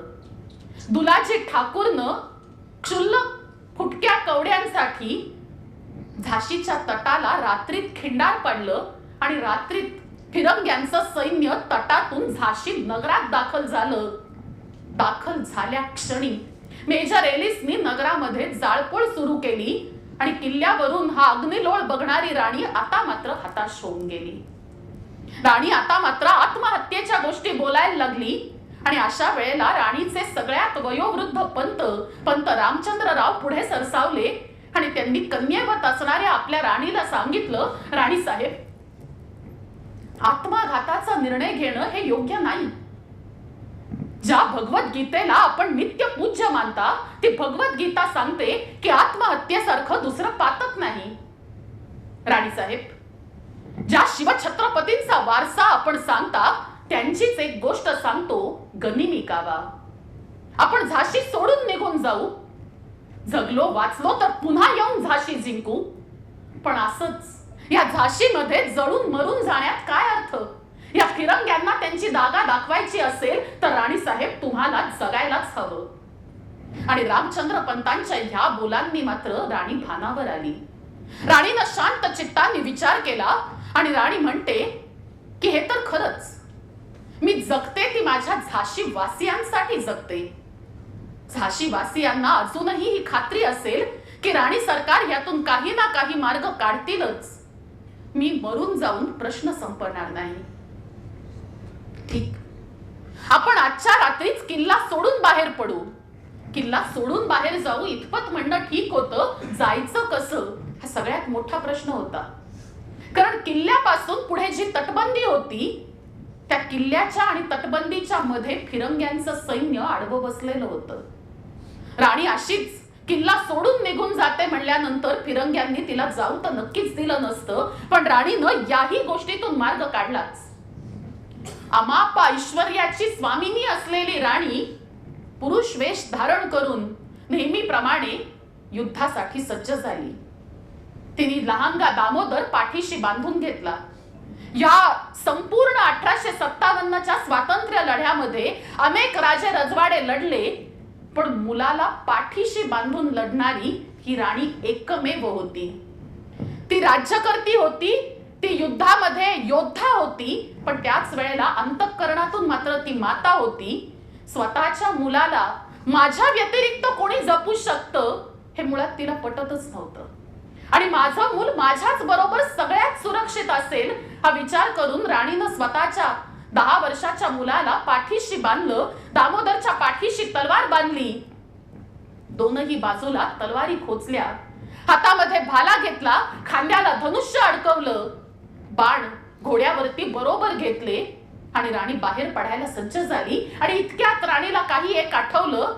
राणी परत राजवाड्यात आत गेली आणि एक चांदीचा पेला ती बरोबर घेऊन आली. वाटेत दामोदरला तहान लागली, भूक लागली, तर त्याला प्यायला चांदीचा पेला असला पाहिजे. हे मला वाटतं फक्त एखाद्या आईलाच सुचू शकतं. राणीने बरोबर कुरमुरे आणि शेंगदाण्यांची एक पुरचुंडी बांधून घेतली. वाटेत भूक लागली तर दामोदरसाठी खाण्यापिण्याची सोय असली पाहिजे. आणि मग मात्र राणी ह्या किल्ल्यातून बाहेर पडायला सज्ज झाली. हर हर महादेव जय भवानी ही युद्ध गर्जना राणीने केली. आणि तिच्या पाठोपाठ 1500 जान कुर्बान शिपाई राणी बरोबर लढण्यासाठी किंवा प्रत्यक्ष मृत्यूशी हुतुतू खेळत जगण्यासाठी म्हणून किल्ल्यातनं बाहेर पडायला सज्ज झाले. राणी तिच्या आवडत्या राजरत्न घोड्यावरती स्वार झाली. आजही झाशी किल्ल्यावरती जाल तर राणीने ज्या तटावरून घोडा बाहेर फेकला ती जागा दाखवतात साधारण निम्म्या किल्ल्यात येणारी ती जागा. राणीने तिथून घोडा तटाबाहेर फेकला. कौतुक करायला हवं राजरत्नचंही. स्वामीनिष्ठ केवळ चेतकच नव्हता, त्या प्रतापच्याच पराक्रमाचा, धैर्याचा आणि धर्माचा वारसा सांगणारी त्याची स्वामिनी होती राणी लक्ष्मीबाई. आणि चेतकच्याच वंशाचा असावा तो राजरत्न. जराही न घाबरता अंधाराचा मुकाबला करत राजरत्न त्या तटावरून झेप टाकून बाहेर पडला आणि स्वतःच्या मुलासकट राणी वेढ्यातून सुखरूप बाहेर पडली. ती संपूर्ण रात्र, दुसऱ्या दिवशीचा संपूर्ण दिवस राणी फक्त घोडदौड करत होती, फक्त वेगाने धावत होती. आणि ही वार्ता जशी दुसऱ्या दिवशी सूर्योदयाबरोबर झाशी नगरामध्ये पसरली तसा मेजर एलिसचा सडखडाट झाला की तटाला खिंडार पाडून किल्ल्याला वेढा घालून जिला पकडायचं होतं तीच हातामध्ये सापडली नाही. मातीच्या आणि दगड धोंड्यांच्या किल्ल्यावरती युनियन जॅक रोवून उपयोग तरी काय? राणी हे हिंदूंच्या स्वाभिमानाचं, स्वधर्माचं प्रतीक बनलेली होती. रणांगणावर तिच्याशी अटीतटीनं लढणारा सोर ह्यू रोज लिहितो, की ही जर मला हातात सापडली, हा या फिरंगी सत्तेचा सेनापती आहे, तो त्याच्या सगळ्या अधिकाऱ्यांना सांगतो की ही राणी जिवंतच हातात सापडली पाहिजे, तिला मारायचा वेडेपणा करू नका. कारण हिच्यासारखी पराक्रमी स्त्री फिरंगी सेनेमध्ये येईल तर फिरंगी सेनेचा सूर्य संपूर्ण विश्वावरती तळपत राहील. म्हणजे राणीच्या पराक्रमाची खात्री फिरंग्यांना सुद्धा पटलेली होती. तर तिच्या बरोबर अत्यंत व्यूहपेच खेळणारा लॉर्ड डलहौसी आणि लॉर्ड कॅनिंग लिहितात की मराठ्यांच्या या स्वातंत्र्य समरातली ती सर्वोत्कृष्ट आणि उत्तम दर्जाची सेना नायिका होती. हा सर ह्यू रोज राणीच्या पाठोपाठ बाहेर पडला. मेजर एलिस तर झाशीमध्ये राहून झाशीचा पुढच्या व्यवस्था बघण्यासाठी तत्पर झाला, पण सर ह्यू रोज मात्र राणी बरोबर बाहेर पडला. सलग एक अख्खा दिवस राणी घोडदौड करत होती आणि आता फिरंगी बराच मागे आहे याची खात्री पटल्यावर एका आड रानापाशी राणी येऊन थांबली आणि तिने रामचंद्र पंतांना सांगितलं की पंत, जवळपास कुठे गाव असेल तर बघा आणि कुठे मिळालंच तर पेलाभर दूध मात्र दामोदरसाठी घेऊन या. आपल्या शिपायांच्या खाण्यापिण्याचं बघा. आणि रामचंद्र पंत विचारतात आणि राणी साहेबांचं काय? राणी साहेब म्हणतात की आमचा आज केवळ जलपानाचा दिवस आहे, आम्ही केवळ जलपान करून राहणार. युद्धामध्ये सुद्धा राणीने स्वतःचा विधवा धर्म सोडलेला नव्हता. आणि हे असा सगळा प्रवास करत करत राणी कालपीला येऊन पोहोचली. कारण ह्या मधल्या काळामध्ये नानासाहेबांकडून बिठूर सुद्धा गेलेलं होतं आणि आता स्वतः नानासाहेब पेशवे कालपीला येऊन राहिलेले होते. रावसाहेब आणि तात्या टोपे वेगळ्या मार्गानं कालपीपर्यंतच पोहोचू बघत होते. तंत्रज्ञानाचा अभाव होता. केवळ इकडून तिकडे जाणारे खलिते आणि निरोपे यांच्या भरोशावरती प्रत्येक जण वेगवेगळ्या दिशांनी प्रवास करत कालपीपर्यंत पोहोचू बघत होता. राणीचा प्रवास हा जास्त अवघड होता कारण फिरंगी तिच्या पाठीवरती होता. राणी कालपीला येऊन पोहोचली आणि नानासाहेब पेशव्यांनी रावसाहेब पेशव्यांना राणीच्या स्वागतासाठी सामोरं पाठवलं. राणी यावेळी अत्यंत उद्विग्न होती, खिन्न होती. आणि राणी रावसाहेब पेशव्यांना बघितल्या क्षणीच म्हणते, यावर रावसाहेब, आपण जर समयास पावला असतात तर ज्या झाशीसाठी आम्ही लढलो, ज्या झाशीसाठी आम्ही जगलो, ती झाशी सोडून बाहेर पडण्याची नामुष्की आमच्यावर ओढावलीच नसती. सर्वप्रथम तर आम्ही आमचे पुत्र गमावले, तत्पश्चात आम्ही आमचे पती गमावले. तरीही आम्ही जिवंत होतो कारण आम्हाला खात्री होती की सूर्यावत पराक्रमी असे आमचे दोन बंधू आमच्या पाठीशी असता आमच्याकडे वाकड्या नजरेनं बघण्याची कली काळाचीही हिंमत होणार नाही. पण आमचं चुकलं रावसाहेब, आमचं चुकलं. कदाचित नातं रक्ताचं नसल्यामुळे असेल, पण आपण समयास पावला नाहीत. रावसाहेब, ही आपल्या पिताश्रींनी आम्हास समशेर दिली होती ती आपण पुन्हा घ्या. कारण ही समशेर देताना रावसाहेबांनी आम्हास सांगितलं होतं की ह्या समशेरीच्या रूपात पेशवे तुमच्या पाठीशी असतील ही जाणीव सदैव मनात बाळगा. इतपर जर पेशव्यांना आम्हास मदतच करायची नसेल तर ही तलवार तरी आमच्याकडे ठेवून काय करू आम्ही? रावसाहेब राणीचा हा सगळा आविष्कार बघून हताश झाले होते, थक्क झाले होते. छबेली असं बोलू नका. आम्हास मान्य आहे आमची चूक झाली, आम्हास मान्य आहे आमची फार मोठी चूक झाली, पण त्या चुकीची इतकी मोठी शिक्षा आम्हास देऊ नका. आमची लाडकी बहीण अशी आमच्यापासून तोडू नका. आणि छबेली, आज बोललात, पण नातं रक्ताचं नाही म्हणून आम्ही मानलं नाही असा त्याचा अर्थ नाही. आम्ही खरंच सांगतो, फिरंग्यांची व्यूहरचना आमच्यापेक्षा जास्त उत्तम होती. आपलं सैन्य कवायती नाही छबेली, या व्यूहरचना आपल्या सैन्याला कळत नाहीत. पानिपतच्या ही पराभवाची तीच कारण आहे, ठाऊक आहे आपणास. आणि एक सांगतो, आपण म्हणता तसं आपण मारल्या हाकेला आम्ही ओ दिली नाही हे आम्हास मान्य, पण इथून पुढे तुम्हाला आम्हाला हाक मारण्याची वेळच येणार नाही. कारण इथून पुढे आपण जेही करू ते बरोबरच करू. ही तलवार पुन्हा धारण करा आणि आमच्या पिताश्रींनी जो विश्वास दाखवला होता, ही तलवार केवळ आपणच धारण करू शकता, तो सार्थ करा. आणि रावसाहेबांच्या ह्या बोलांनी मात्र राणी खरोखर शांत झाली. राणीनं पुढचा व्यूह आखायला सुरुवात केली. तोवर तात्या टोपे सुद्धा त्यांच्या सैन्यासकट कालपीला येऊन दाखल झाले आणि पुन्हा एकदा लहानपणीचं हे सगळं त्रिकूट एकत्र जमलं. राणीनं सांगितलं, आपण ग्वाल्हेरला शिंदे सरकारांकडे मदत मागू. त्याप्रमाणे खलितेही गेले. पण शिंद्यांना त्या फिरंग्यांचा पुळका आलेला. त्यांनी राणी आणि पेशव्यांच्या विरुद्ध युद्धाची घोषणा केली आणि नुकतीच लढून दमून भागून आलेली राणी पुढच्या 2 दिवसात पुन्हा एकदा ग्वाल्हेरकर शिंद्यांसाठी लढण्यासाठी सज्ज झाली. राणीनं स्वतःच्या पराक्रमांनी ग्वाल्हेरच्या फुलबागेवरती हल्ला चढवला आणि स्वतःच्या अतुल पराक्रमांनी तिने फुलबागेचा तोफखाना संपूर्णपणे बंद पाडला आणि त्या छावणीत शिरून राणीनं शिंदे सरकारांच्या शिपायांना उद्देशून एक भाषण केलं, जे भाषण आपल्या इतिहासाने नोंदवलं. राणी म्हणते, माझ्या लाडक्या हिंद भूमीच्या शिपायांनो, तुमच्या पराक्रमास आमचा मानाचा मुजरा. केवळ तुमच्याच पराक्रमामुळे तुमचे मालक शिंदे सरकार एवढे पराक्रम, एवढे विजय मिळवत आहेत. पण जरा विचार करा, हा विजय वास्तवातला विजय नसून हा पराभव आहे आपल्या हिंद मातेचा. हा विजय शिंदे सरकारांचा नसून हा विजय आहे त्या फिरंगी सत्तेचा. हा पराजय केवळ बिठूरच्या पेशव्यांच्या आणि झाशीच्या नेवाळकरांचा नाही, हा पराजय आहे हिमालयापासून सिंधू समुद्रापर्यंत पोसरलेल्या आपल्या भारत मातेचा. इतिहास साक्ष आहे. थोरले छत्रपती म्हणत की हे फिरंगी कोणी सामान्य साहुकार नव्हत. साहुकार करता करता इथं राज्यच करावं ही यांची कांक्षा. माझ्या मर्द मराठ्यांनो, आता तरी शहाणे व्हा.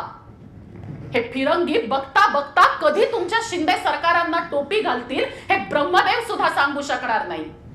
तर माझ्या लाडक्या हिंद भूमीच्या शिपायांनो, आमच्या बाजूने रणांगणात उतरा, आम्हाला साथ द्या आणि जयनाथ करा, जय शिवशंकर, हर हर महादेव. आणि मग बघाच या फिरंग्यांना आम्ही कसं दे माय धरणी ठाय करून सोडतो ते.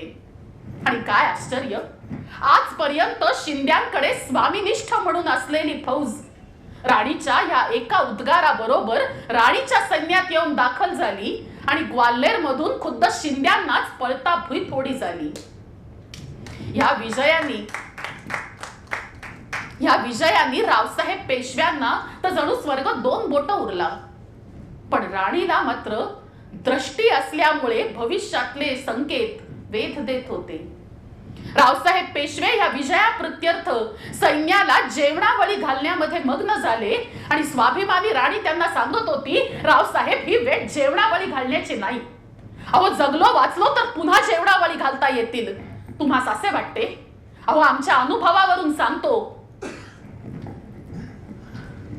आम्ही झाशी सोडून बाहेर पडलो. आम्हास वाटलं फिरंग्यांनी आमचा विचार सोडून दिला, पण असं घडलं नाही. तो मेजर स्मिथ स्वतःची रजा रद्द करून आमच्या पाठोपाठ कालपीपर्यंत धावत आला. कालपीपासून आता कधीही ग्वाल्हेर गाठेल. ही वेळ जेवणावळी घालण्याची नाही रावसाहेब, आपल्या सैन्याला युद्धाचा सराव देण्याची आहे. कवायती सैन्यामध्ये आपण कमी पडतो तर आपल्या सैन्याकडून कवायत करवून घेण्याचा हा वेळ आहे. पण रावसाहेबांनी राणीचं बोलणं ऐकलं नाहीच. पुढचे 3 दिवस ग्वाल्हेरमध्ये जेवणावळी चालूच राहिल्या. राणी आणि राणीचं सैन्य कसरत आणि कवायत करतच राहिले आणि ज्या अदृष्टाची भीती होती तसंच झालं. 16 जून 1757 मेजर स्मिथनी पुन्हा एकदा ग्वाल्हेरवरती हल्ला केला. या मेजर स्मिथचंही कौतुक करायला हवं. जहाज निघणार तो त्याला बातमी कळली की राणी झाशी सोडून बाहेर पडलीये आणि राणीनं कालपी जिंकलं असं म्हणल्यावर स्वतःची रजा रद्द करून हा मेजर पुन्हा एकदा रणांगणावरती येऊन दाखल झाला आणि आमचे कर्तृत्व संपन्न अत्यंत धडाडीचे सेनानी एका छोट्याशा विजयाप्रित्यर्थ जेवणावळी घालत बसले. फरक पडला तो इथेच. आणि 16 जून पासून ग्वाल्हेर पुन्हा एकदा रणगर्जनांनी कोंदून गेलं.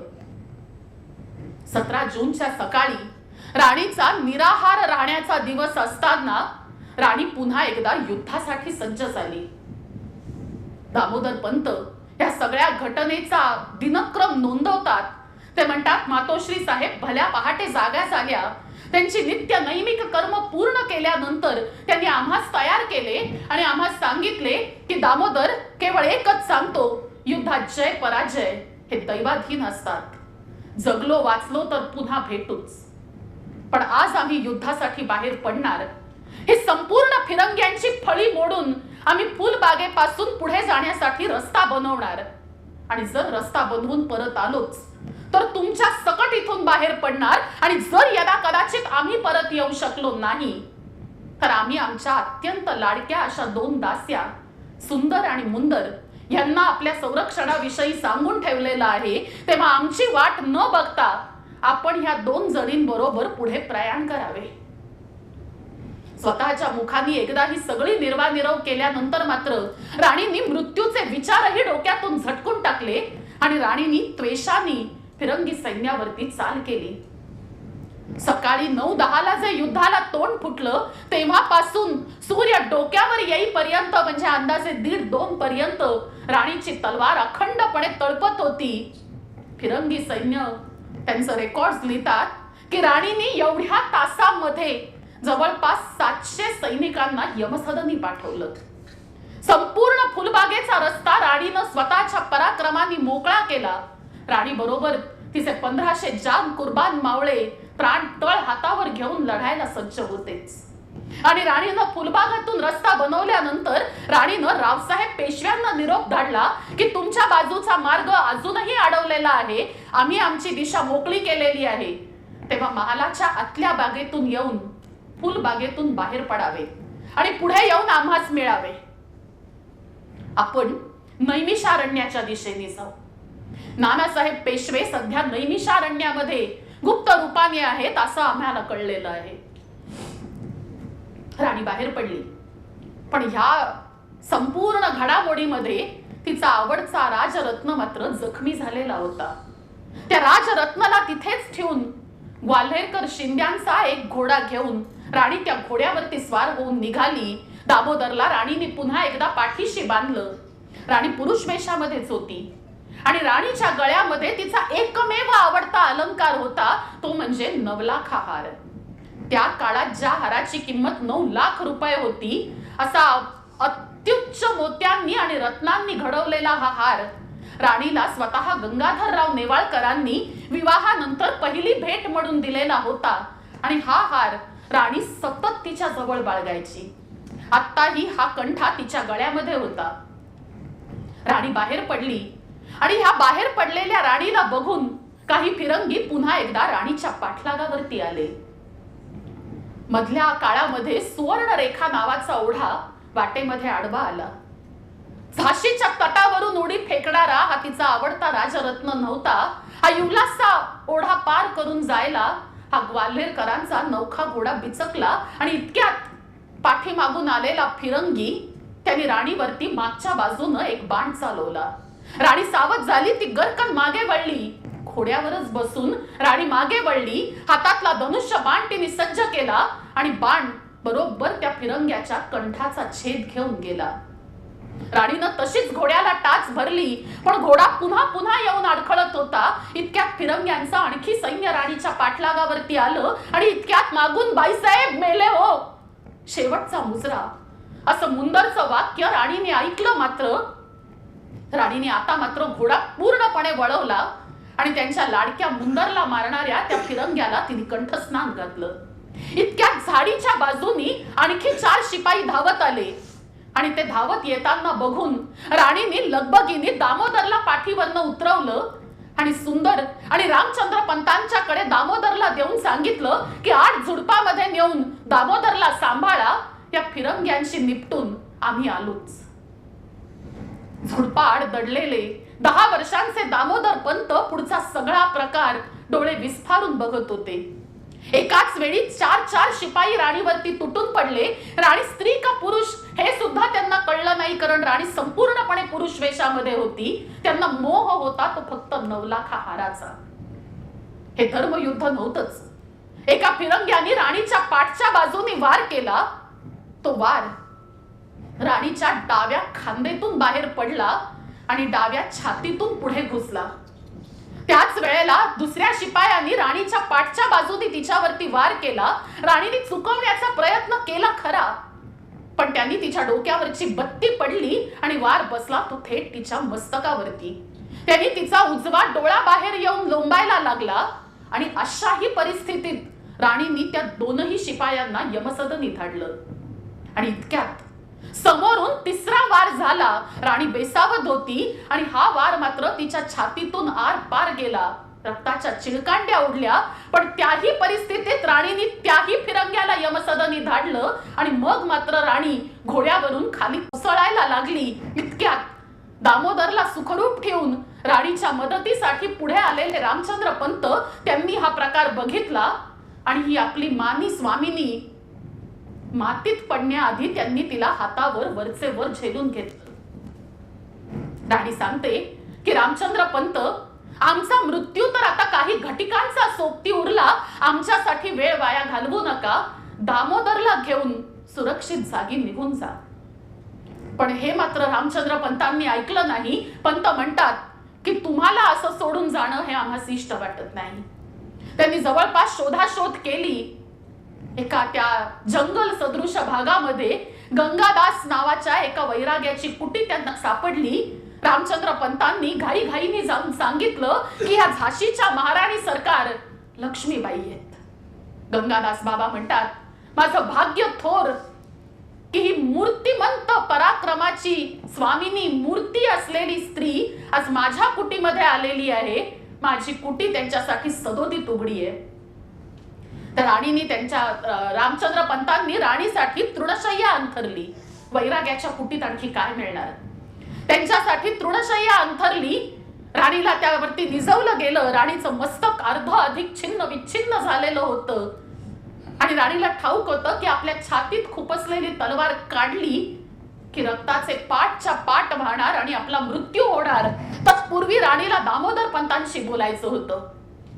सुंदर दामोदर पंतांना घेऊन त्या स्थानाशी आली आणि राणी दामोदर पंतांना सांगते की दामोदर घाबरू नका, जीत ही नेहमी लढणाऱ्याचीच होते, तेव्हा आयुष्यात शेवटच्या क्षणापर्यंत लढत राहा.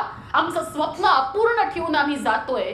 उत्तम पुत्राचं कर्तव्य आहे माता पित्यांचं स्वप्न पूर्ण करणं. या फिरंग्यांशी लढा, या फिरंग्यांना आपल्या हिंदुस्थानातून हकलून घ्या आणि त्याच दिवशी आमचं खरं श्राद्ध झालं असं समजा.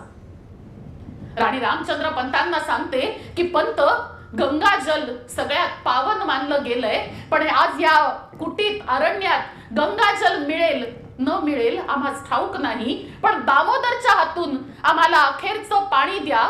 आमच्या मुखामध्ये तुलसी दल हे दामोदरच्या हातून ठेवा आणि खरंच सांगतो, आमच्या मरणाची वाट न बघता असंच आम्हाला पेटवून देऊन तुम्ही निघून जा.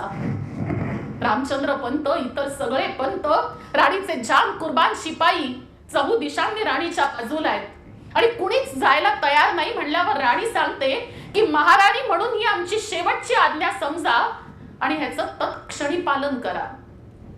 राणी म्हणते की मी जिवंत असताना तर नाहीच, पण मेल्यानंतर सुद्धा माझ्या देहाला कोण्या फिरंग्याचा स्पर्श होऊ नये ही माझी प्रामाणिक इच्छा आहे आणि म्हणून माझा देह अग्नीच्या स्वाधीन करून तुम्ही निघून जा.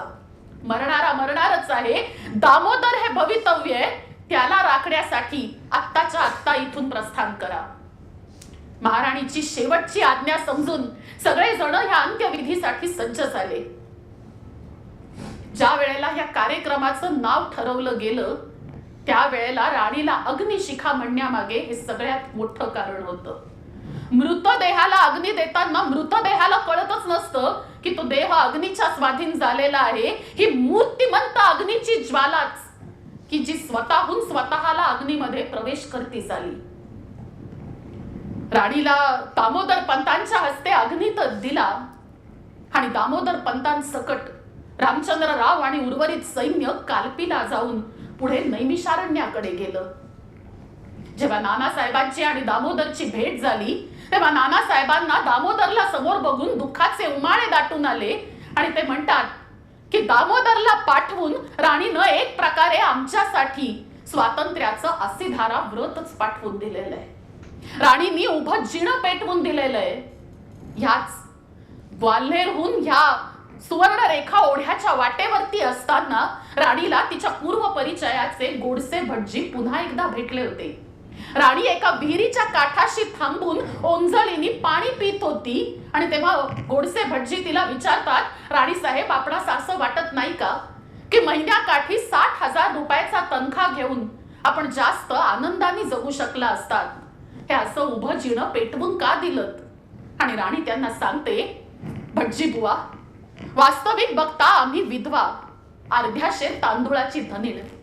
आम्हा विधवेला विधवा धर्म सोडून हा उद्योग करायची काही एक जरुरी नव्हती, पण हिंदू धर्म, हिंदू राष्ट्र यांचा अभिमान धरून या कर्मास प्रवृत्त झालो.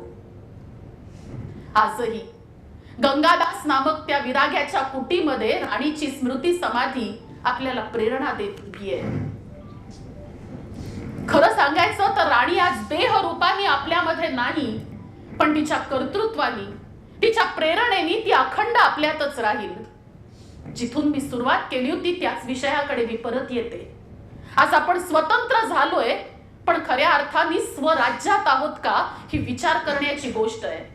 राणींनी जी गोष्ट दामोदर पंतांना सांगितली होती ती वास्तविक आपल्या सगळ्यांना लागू आहे, की ज्यासाठी आपल्या सगळ्या क्रांतिकारकांनी, आपल्या सगळ्या पराक्रमी पूर्वजांनी रक्ताचे सडे शिंपले, ते हे दिवस बघण्यासाठी का?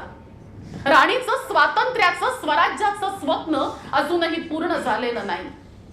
जिजाऊ साहेब शिवबांना सांगायच्या की शिवबा, स्वराज्य ते जिथे स्वराज्याच्या सरहद्दीवरच्या शेवटच्या घरातली शेवटची स्त्री संपूर्ण वस्त्रालंकारांसकट निर्भय होऊन रात्री अपरात्री सुद्धा रस्त्यावरती वावरू शकेल, ते स्वराज्य. अजूनही आपण स्वराज्यात आहोत? त्याचं उत्तर आहे नाही. आणि मग जर स्वराज्यात नाहीच होत तर राणी गेली असं म्हणण्यामध्ये अर्थच नाही, कारण राणींनी तर आधीच सांगितलंय, जोवर राणीचं स्वप्न पूर्ण होत नाही तोवर तिचं श्राद्ध झालं असं म्हणता येत नाही. राणीकडून आपण कर्माची प्रेरणा घेऊया, स्वातंत्र्यासाठी लढण्याची प्रेरणा घेऊया. खरं सांगायचं तर स्वातंत्र्य जपण्याची प्रेरणा घेऊया. स्वातंत्र्य म्हणजे स्वैराचार नाही. स्वातंत्र्य म्हणजे माय लाईफ माय रूल्स असं स्टेटस नाही. स्वातंत्र्य म्हणजे ज्याला धर्माचं अधिष्ठान आहे, ज्याला राष्ट्राचं अधिष्ठान आहे, ज्याला स्वातंत्र्याचं अधिष्ठान आहे, असं स्वातंत्र्य. आणि हे सगळं करण्यापूर्वी राणीच्या स्मारकाचं दर्शन घेऊया. रे हिंद बांधवा थांब या स्थळी, अश्रू दोन ढाळी, ती पराक्रमाची ज्योत मावळे, येथे झाशीवाली, येथे झाशीवाली, येथे झाशीवाली.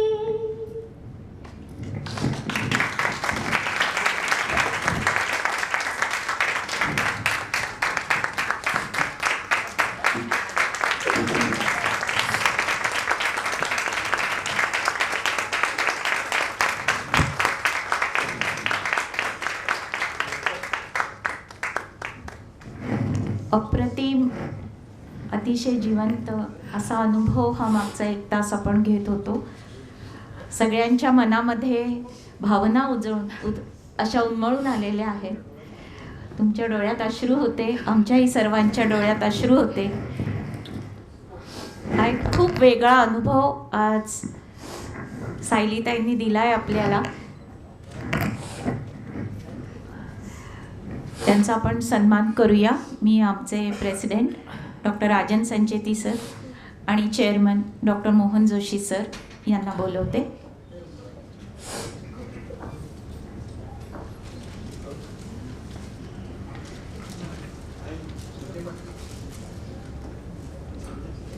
डॉक्टर संजय पाटील सर यांनी व्यासपीठावर यावं.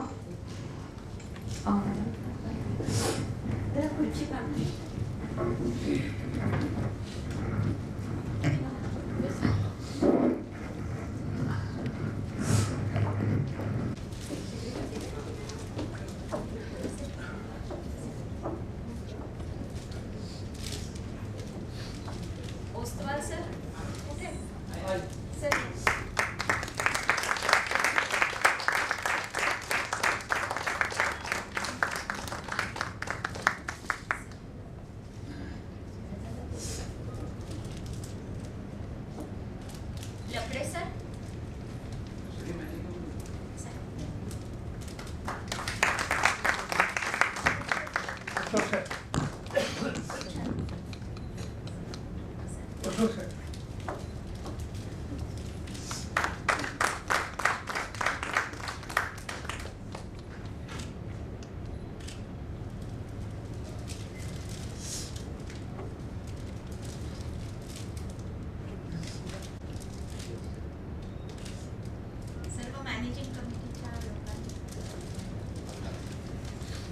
ब्राह्मण संघाच्या ह्याच्यात बघितलं होतं आणि म्हणून आग्रहाने मोहन जोशींना विनंती केली.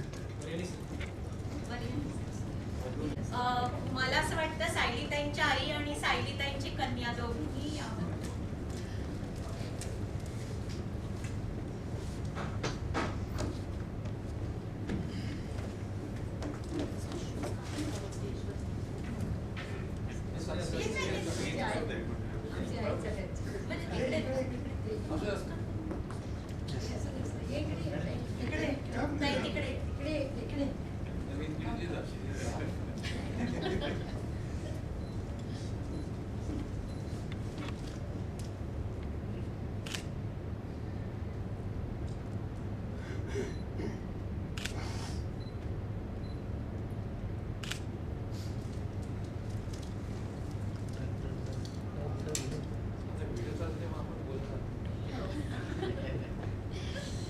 करते की डॉक्टर अलका क्षीरसागर मॅडम, डॉक्टर भालचंद्र दीक्षित सर आणि डॉक्टर अंजली दीक्षित मॅडम यांनी आणि मेहता सर यांनी स्टेजवर यावं कृपया. आणि मी आमचे president doctor Rajan Sancheti sir आणि आर्ट सर्कलचे chairman doctor Mohan Joshi sir यांना विनंती करते की यांचा सर्वांचा सत्कार करावा.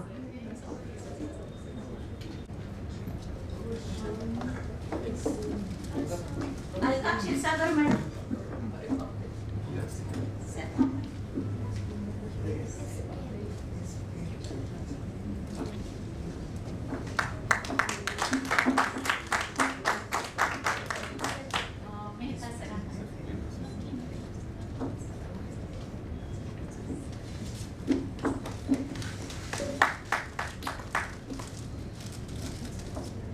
दीक्षित सर आणि मॅडम अंजली दीक्षित. ही खास फुलं स्पेशली चॅलेंज मुलांनी बनवलेली आहेत.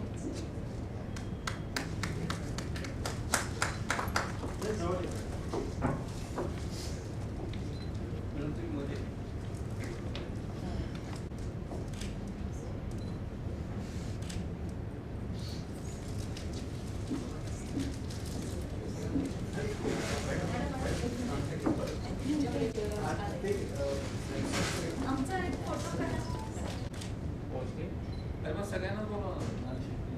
या ना सगळ्या म्हणजे ते या.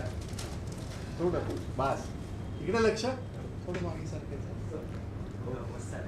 सभागृहात बसलेल्या सर्व पुरुषांसाठी पण रक्षाबंधनाचा कार्यक्रम ब्रह्मकुमारी तर्फे ते पोहोचतातच 5 मिनिटात. I request everyone to be there. मी डॉक्टर मोहन जोशी सरांना विनंती करते की अंजली दीक्षित मॅडमचा सत्कार करावा. कार्यक्रमासाठी डोनेशन आपल्याला दिलेलं होतं.